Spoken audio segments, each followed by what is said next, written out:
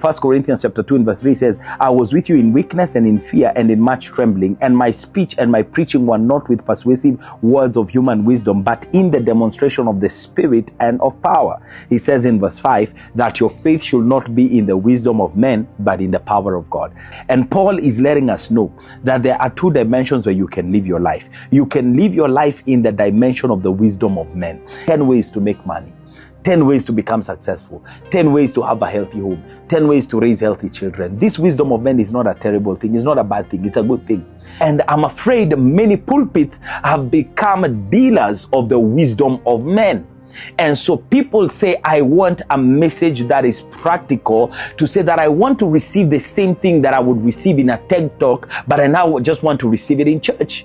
And sometimes the wisdom of men will limit the power of God until you begin to think that the wisdom of men is the prerequisite of the functioning of the power of God.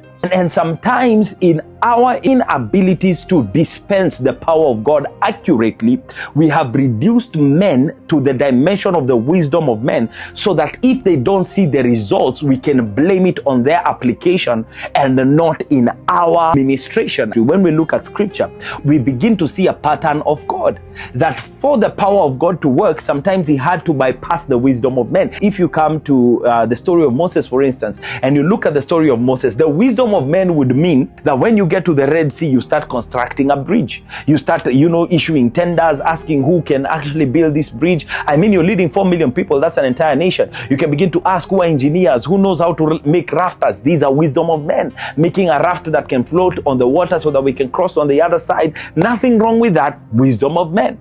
But there is another dimension that is the power of God. And the power of God was to just say, lift up your staff, Moses. And when he lifts up the staff, the sea parts. That is the power of God. What happened to the power of God when it comes to us believers? Because some of us are being reduced to the dimension where we rely on the wisdom of men, and we actually are now becoming, slaves to the wisdom of men, such that our wisdom becomes a limitation to the power of God.